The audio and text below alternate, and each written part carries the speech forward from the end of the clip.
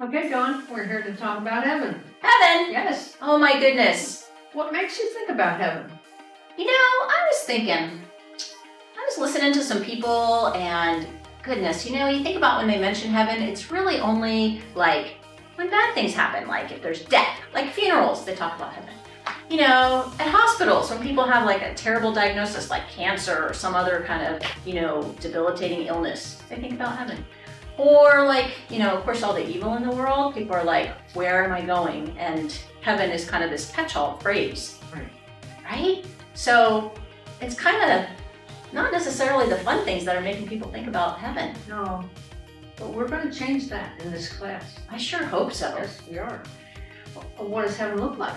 Well, funny you mention that too, because people as I listen, it's really funny because you think like clouds and like these angels with their wings and the harp flying around and it's so peaceful. Oh my gosh, how boring is that? If Why that's would I want to heaven, go there? exactly. Why would anybody? I mean, if that's what they're really thinking, no wonder only the bad things make them think about heaven. And why would you want to go there if that's what you have to look forward to? I mean, strumming. I know. The flying part would be cool. Well, yes, but strumming could get old after a while. I think it would get old really quickly. I'm with you on that one. Well, okay, that's today's, but does history tell us anything about what people thought about heaven? Oh my goodness. It is so funny. If you look back in history, the afterlife is so involved. I mean, look at the pharaohs of Egypt and these big pyramids and all the things that they felt they needed to make sure that they had. I mean, they were packing a lot of stuff and food and they were going on a big trip. So they must have been thinking something good was going to happen. And, as you look through it, how about now, zombies and the apocalypse? I mean, if what we have to look forward to is zombie world, I don't know if I want to go there either. So I don't know if history's really helping us out. I don't think it is. No, that's why we need to look at the Bible. Yeah. Yes, and see what it says. Yes, because truth is solid, isn't it? It is. It does. God's word doesn't change. Colossians 3:1-3. Since then you have been raised with Christ. Set your hearts on things above, where Christ is seated in the right hand of God. Set your minds on things above, not on earthly things.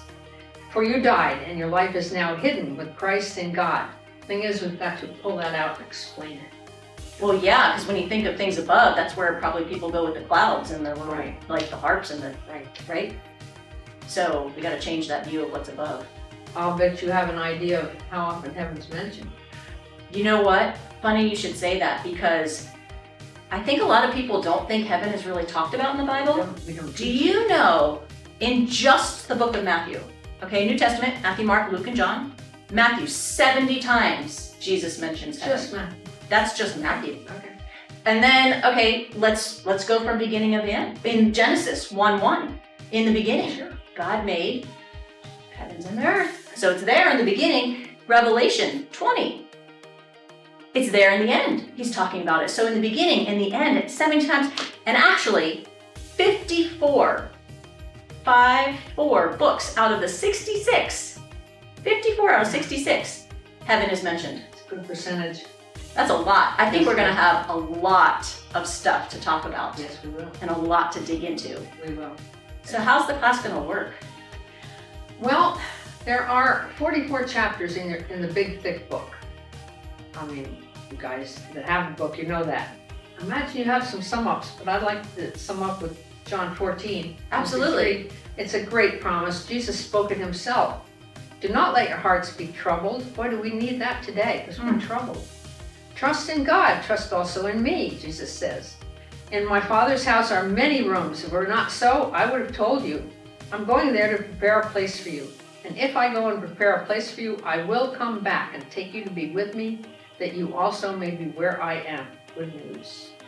That is great news, because you know what that tells me? That Jesus has a place. We're not going to be flying around. We're not going to be strumming harps. We are actually going to be in a place with him. I really want to learn so much more about this. I'm so excited about this class. Me too. So we have the book, Heaven, by Randy Alcorn, which we're going to be using as our guide. We have the Bible. That's the main thing. And as we just said, 54 out of those 66 books mention heaven. We got a lot to learn and see, and we are so excited to share it with you.